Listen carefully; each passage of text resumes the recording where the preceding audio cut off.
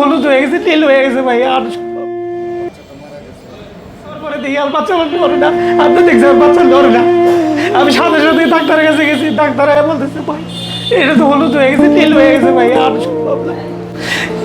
এই ডাক্তার এখন এসে শুনি যে এই জয় ক্লিনিকে যে ডাক্তারে অপারেশন করছে ওই ডাক্তার গাইনি ডাক্তারই না।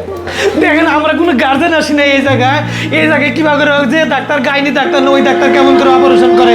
একটা গার্জেন আসলো না, সেখানে কেমন করে এই ডাক্তার অপারেশন করলো। আমার এলো কথা কেমন করে অপারেশন করলো। এর একটা ফালতু একটা ক্লিনিক, এই ম্যানেজার এই মালিক এর সাথে জড়িত। আয়া কেমন করে 1500 বা 1000 টাকার জন্য আমার ইমার্জেন্সি রুগী ছাড়লো না বলেন, এটা কি বিচার হবে না? আর আমি এখানে এই থেকে 3টার থেকে এ পর্যন্ত আমি আসি, এখন কয়টা বাজে, এই টাইম পর্যন্ত আমি আসি, তারপরে ওনারা এখানে হাজির করতেছে না। এই টাঙ্গাইল শহরের যত নেতা খেতা আছে সব নিয়ে আসছে, গাড়ি ডাক্তারই না সে কিভাবে অপারেশন করে, যে অপারেশনটা কেমনে করলো আমার এটা জবাব দিতে হবে। আমার জবাব দিতে হবে। শিশু হত্যা, এটা আমার বাইতারে হত্যা করছে, কারণ সে কোনো গাইনি ডাক্তার না। গাইনি ডাক্তার হলে সে অপারেশন করবে। আমি এতক্ষণ জানছিলাম, এখন আমি সব কিছু ডিটেলস যাই না বলতেছি আমি।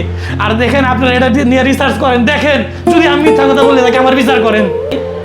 আর আমরা এখানে কোনো গার্জেন আসি নাই কে, আমার শুধু হলো ওই 3 জালে আসছে। 3 জালে আসার পরে ডাক্তার দেখছে আর সরাসরি ইমার্জেন্সিতে রুগীতে নিয়ে যায় সিজার করে ফেলছে। নার্স কাছে দিছে, ওই নার্স এসে নিয়ে ওই মাঝখানে বসছে, বৈশানে বলতেছে আপনাকে টাকা দিতে হবে 1500।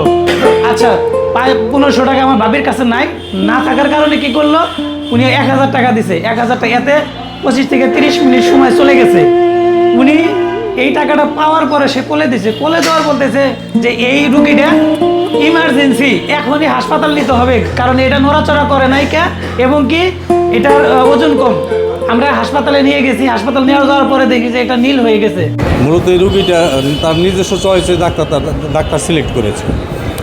এখানে কাউন্টারে আমার ম্যানেজার অথবা আমার কাছে কারোর কাছে কথা না বলে ওনাদের চয়েস, ওনাকে ব্যক্তিগতভাবে দেখান, ব্যক্তিগতভাবে ওনাকে দিয়ে সিজার করানোর ডিসিশন নিয়ে আসছে, কন্টিনিউ ওনাকেই দেখাইছে।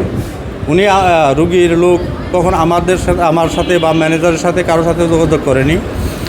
সে ডাক্তার নিজেরাই চয়েস করে তাদেরকে সিজার করার জন্য করেছে।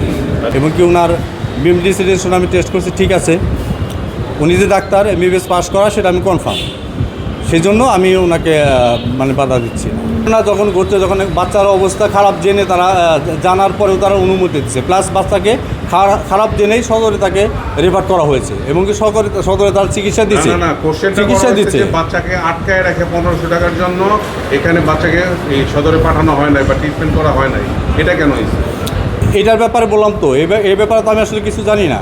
আমাকে পরে বললো যে এই ঘটনা করছে, পরে বলছে লাস্টে, আগে তো তারা বলে নাই। যখন বাচ্চা সদর নিয়ে গেছে তখন তো তারা বলে নাই যে এই কাজ করছে।